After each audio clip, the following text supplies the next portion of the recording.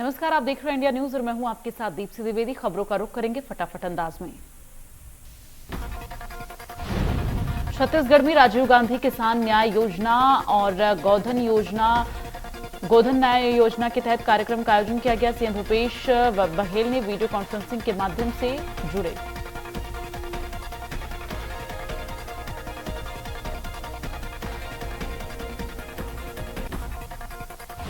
राजीव गांधी किसान न्याय योजना के तहत साल 2021-22 की पहली किस्त के रूप में किसानों को 1720 करोड़ 11 लाख रुपए दी गई।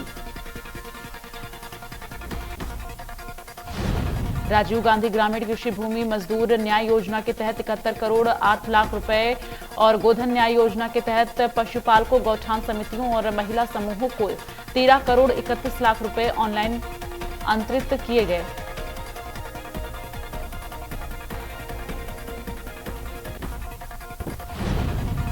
महासमुंद में राजीव गांधी किसान न्याय योजना के तहत कार्यक्रम का आयोजन किया गया। इस मौके पर खरीफ वर्ष 2021-22 की पहली किस्त का वितरण सीएम भूपेश ने किया। सीएम ने वर्चुअल माध्यम से राशि का वितरण किया। इस मौके पर सीएम ने किसानों को बधाई दी। महासमुंद जिले के 1,29,682 किसानों को लाभ मिल रहा है। मुंगेली जिले के 85,000 किसानों को सीएम भूपेश बघेल ने दी सौगात। राजीव गांधी किसान न्याय योजना के तहत किसानों को बैंक खाते में 58 करोड़ की राशि प्रथम किस्त ट्रांसफर।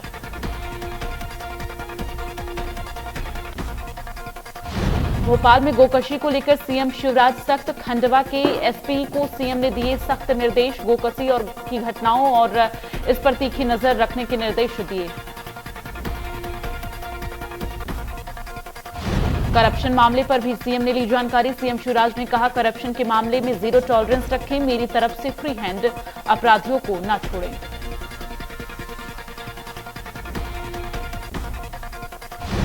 देश के मौजूदा हालातों पर बीजेपी के राष्ट्रीय महासचिव कैलाश विजयवर्गीय का बयान आया सामने। कैलाश विजयवर्गीय ने बयान दिया। कैलाश विजयवर्गीय ने कहा, देश की आजादी हुए 70 साल हो गए और लेकिन बीजेपी पर जनता को पहली बार विश्वास हुआ है।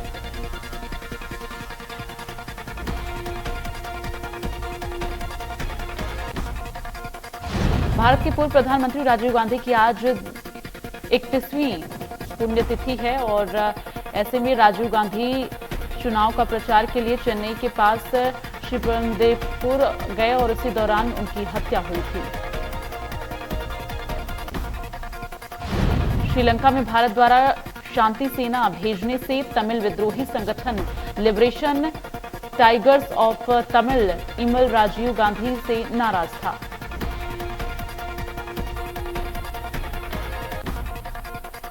पूर्व प्रधानमंत्री राजीव गांधी की 31वीं पुण्यतिथि पर कांग्रेस की अंतरिम अध्यक्ष सोनिया गांधी और प्रियंका गांधी ने उनके समाधि स्थल वीर भूमि पर उन्हें श्रद्धांजलि अर्पित की।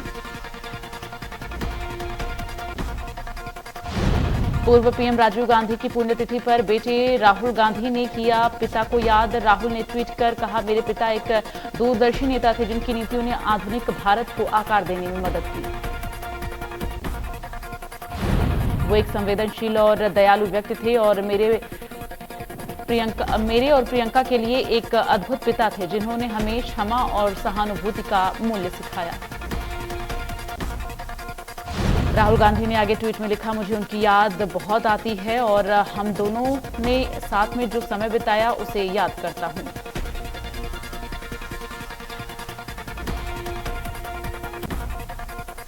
बलौदाबाजार जिला कांग्रेस कमेटी ने पूर्व प्रधानमंत्री स्वर्गीय राजीव गांधी की शहादत दिवस मनाया और कार्यकर्ताओं ने राजीव गांधी की प्रतिमा पर माल्यार्पण कर श्रद्धा सुमन अर्पित किए। कांग्रेस प्रवक्ता ने कहा, राजीव गांधी को विज्ञान दूरसंचार क्रांति का जनक कहा जाता है। उन्होंने विज्ञान के क्षेत्र में कई काम किए।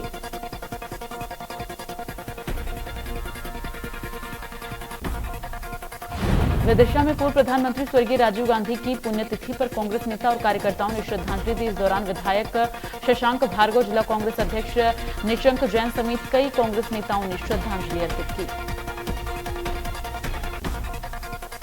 कार्यकर्ताओं ने पूर्व प्रधानमंत्री स्वर्गीय राजीव गांधी के बताए रास्ते पर चलने का संकल्प लिया। अन्य जगहों पर भी राजीव गांधी की प्रतिमा पर माल्यार्पण कर कांग्रेस कार्यकर्ताओं ने श्रद्धांजलि दी।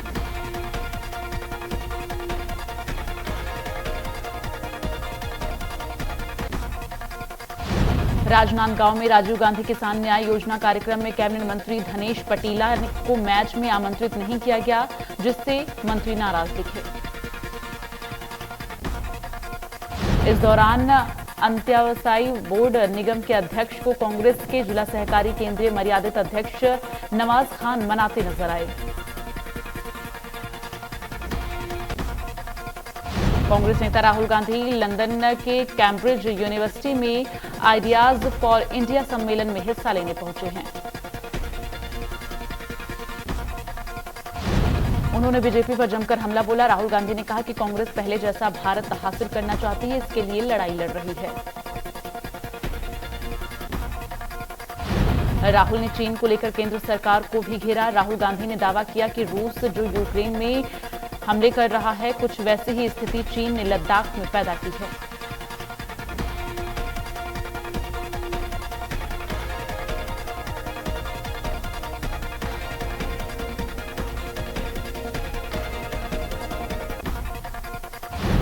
वर्ल्ड इकोनॉमिक फोरम की सालाना बैठक 22 मई से दावोस के स्विट्जरलैंड में शुरू होगी और जो 26 मई तक चलेगी। 4 दिन चलने वाली इस बैठक की थीम साथ में काम करने और विश्वास बढ़ाने को लेकर बनाई गई है।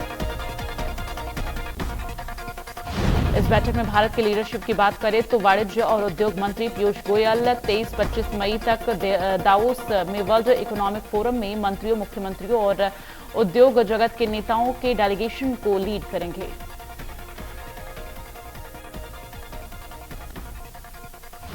राजस्थान में बीजेपी का बड़ा ऐलान। राजस्थान में होने वाले अगले साल के चुनाव में पूर्व सीएम वसुंधरा राजे सिंधिया नहीं होंगी बीजेपी का चेहरा।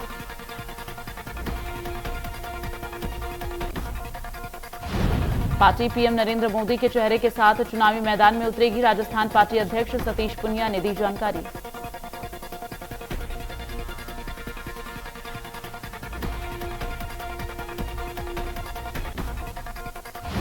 डीयू प्रोफेसर रतनलाल को पुलिस ने किया गिरफ्तार। उन पर शिवलिंग पर विवादित पोस्ट करने का आरोप।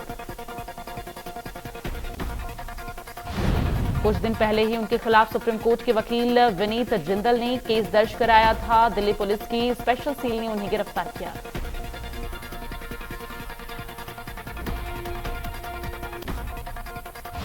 डीयू के प्रोफेसर रतनलाल की गिरफ्तारी पर हंगामा। डीयू के छात्रों ने प्रोफेसर रतनलाल की रिहाई की मांग को लेकर किया प्रदर्शन।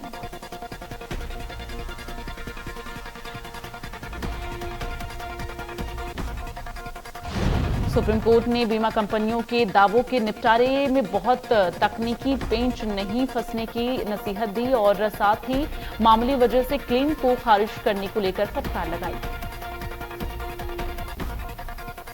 वाहन बीमा के एक मामले में सुप्रीम कोर्ट ने कहा कि सिर्फ कुछ दस्तावेज नहीं पेश करने पर अपीलकर्ता को बीमे की रकम देने से इनकार करना गलत है।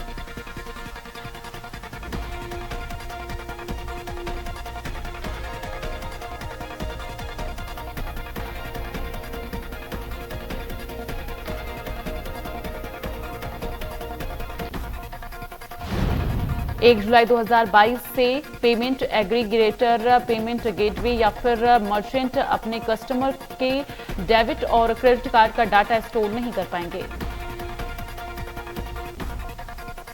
30 जून के बाद सभी ऑनलाइन पोर्टल से लेकर ट्रेडर्स को कस्टमर के डेबिट क्रेडिट कार्ड का डाटा डिलीट करना होगा।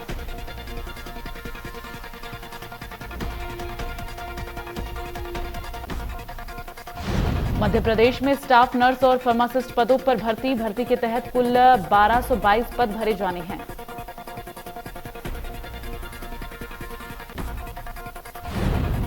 उम्मीदवार पदों के लिए 30 मई 2022 तक अप्लाई कर सकते हैं। इससे पहले आवेदन प्रक्रिया 1 मई 2022 को शुरू हुई थी।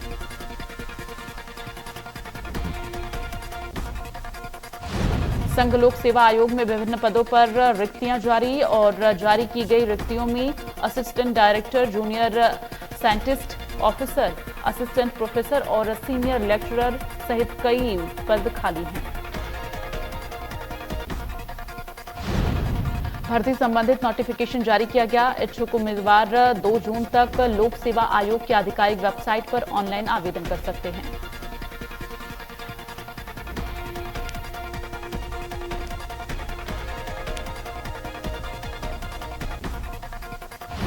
रेलवे में अधिग्रहित जमीन में डबल पेमेंट मामले पर सीधी सांसद रीति पाठक ने स्पष्ट लहजे में कहा है, इस मामले में जो भी दोषी होगा उस पर तत्काल कार्रवाई की जाएगी।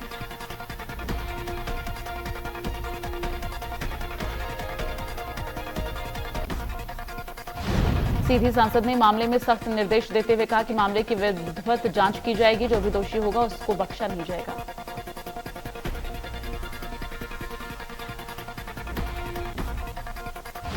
जांजगीर चांपा में अवैध कब्जाधारियों पर प्रशासन ने की बड़ी कार्रवाई। इस दौरान प्रशासन ने अतिक्रमण पर बुलडोजर चलाया। अवैध कब्जे को लेकर 65 दुकानों पर चला बुलडोजर। रेलवे, राजस्व और पुलिस विभाग ने की संयुक्त कार्रवाई।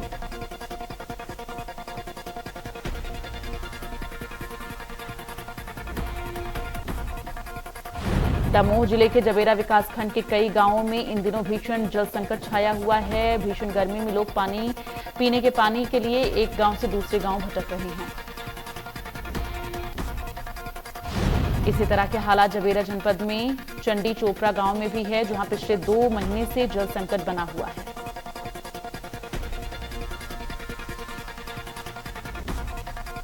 दतिया के गोराघाट थाना क्षेत्र में युवक की अज्ञात परिस्थितियों में गोली लगने से मौत, जिसकी सूचना पुलिस को दी गई। फिलहाल मौत के कारणों का खुलासा नहीं हो रहा।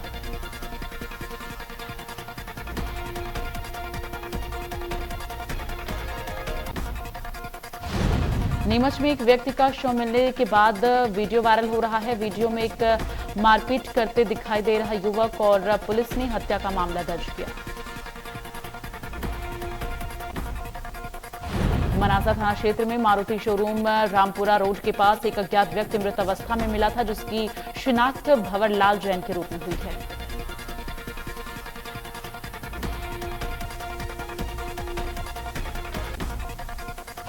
महासमुंद की पटेवा पुलिस ने 4 शिकारियों को हिरण के शिकार के साथ पकड़ा। चारों आरोपी लोहारडीह के जंगल से बंदूक की मदद से हिरण का शिकार कर रहे थे।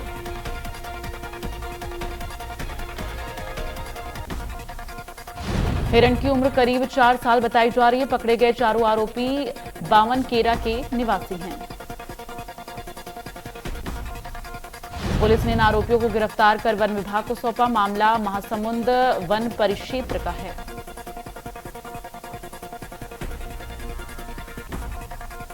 नगरीय निकायों के आरक्षण की गाइडलाइन जारी। सिर्फ जनरल निकाय और वार्डों में ही मिलेगा ओबीसी आरक्षण। पहले से तय एससी/एसटी आरक्षण में कोई बदलाव नहीं।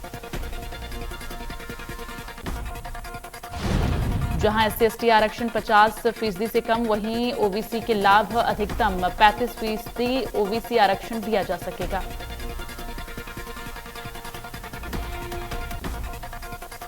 निकाय चुनाव की तैयारियों में जुटी बीजेपी विधायक और पूर्व विधायकों से मांगे जा रहे प्रत्याशियों के नाम। सभी विधायकों से मांगे गए 2 ओबीसी उम्मीदवारों के नाम।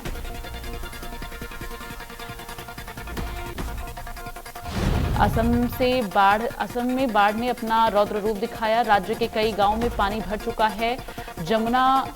आपको बता दें कि जमुना मुख जिले के 2 गांवों के 500 से अधिक परिवार रेलवे ट्रैक पर रह रहे हैं। बाढ़ में अपना लगभग सब कुछ खो देने के बाद चांगजुरई और पटिया गांव, पाथर गांव के लोग बेहद यहां पर बेबस नजर आ रहे हैं।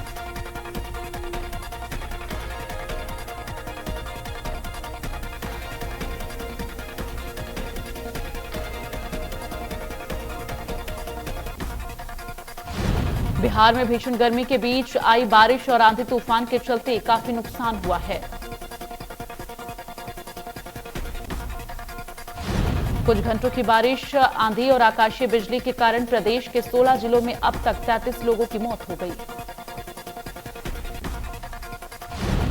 बिहार के सीएम नीतीश कुमार ने आर्थिक मदद के तौर पर मृतक के परिवार वालों को 4-4 लाख की सहायता राशि देने का ऐलान किया। पीएम मोदी ने भी इस घटना पर दुख जताया।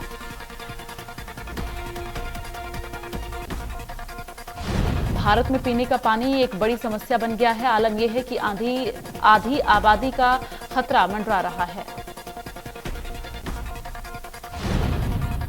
21 शहर, 200 से ज्यादा जिले और करोड़ों लोग पानी के लिए जूझ रहे हैं। बारिश का पानी स्टोर न करके बढ़ रही है पानी की कमी। इजरायल देश कर रहा वाटर को यूज करने से ज्यादा रीयूज पर फोकस। भारत में हो रही है पानी की किल्लत।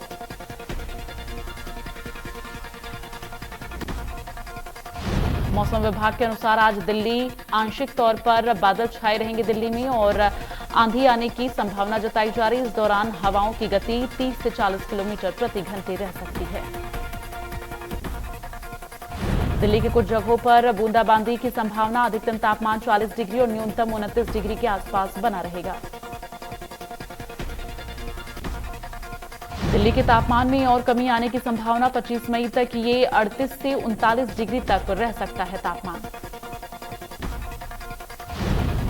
स्काईमेट के अनुसार इस हफ्ते प्री मानसून गतिविधियां थोड़ी अधिक होंगी। 22 मई से इनमें तेजी आएगी और 24 मई तक जारी रहेगी। इसकी वजह से दिल्ली और एनसीआर के पारे में गिरावट आएगी।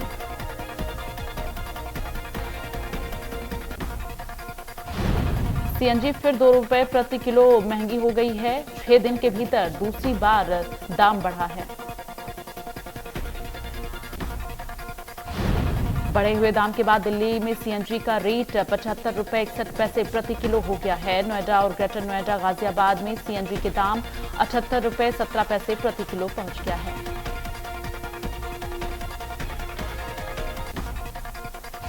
सोने और चांदी में बड़ा उछाल।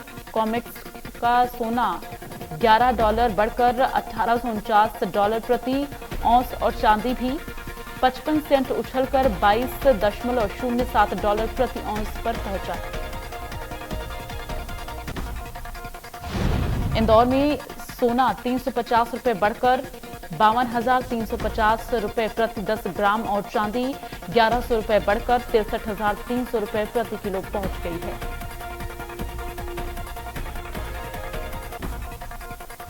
उत्तर प्रदेश राज्य विद्युत उत्पादन निगम लिमिटेड ने अलग अलग ट्रेड में असिस्टेंट इंजीनियर भर्ती 2022 का नोटिफिकेशन जारी किया है।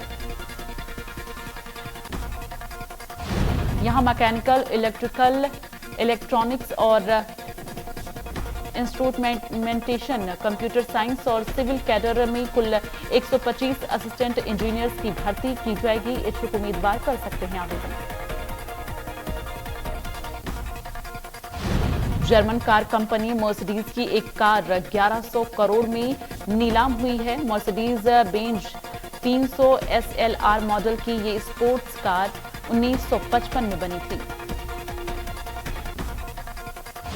ये कार लुक्स और परफॉर्मेंस की वजह से काफी मशहूर हुई थी। कारों के दीवाने इसे मोनालिसा ऑफ कार्स कहते हैं और 10 लोगों के बीच हुई नीलामी।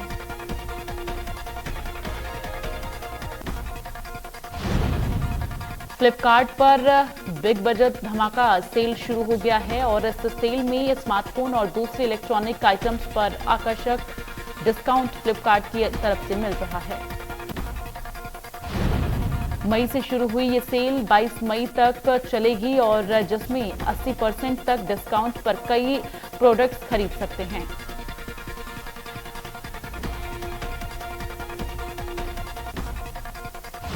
डीजीसीए ने जेट एयरवेज को एक एयर ऑपरेटर सर्टिफिकेट दे दिया है। एयरलाइन अब आधिकारिक तौर पर उड़ान भर सकेगी।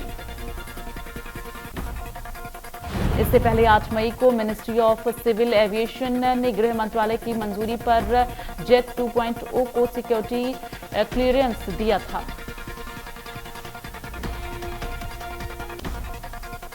भारत में पिछले 24 घंटे में कोरोना के 2323 मामले सामने आए हैं। आज के डेली मामले कल के मुकाबले थोड़ा ज्यादा हैं। कल एक दिन में 2259 नए केस आए थे सामने। ताजा आंकड़ों के मुताबिक कोरोना के कुल एक्टिव केसों की संख्या 15,000 के करीब।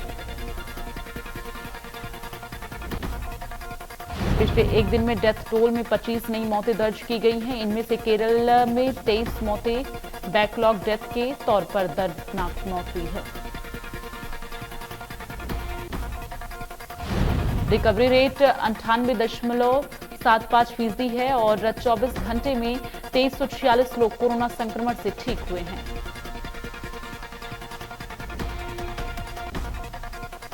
देश में पिछले 24 घंटे में 4,99,382 टेस्टिंग के साथ अब तक कुल टेस्टिंग की संख्या 84.63 करोड़ हो चुकी है।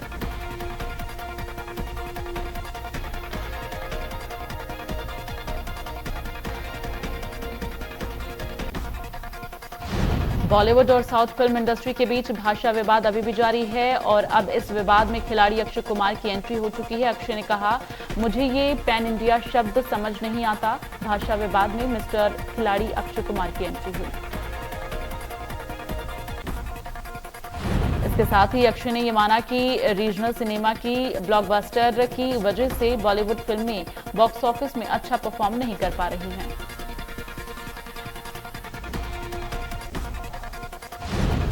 भारत के युवा ग्रैंडमास्टर आर प्रज्ञानंद ने शतरंज के मैदान में इस साल दूसरी बार एक बड़ी उपलब्धि हासिल की है।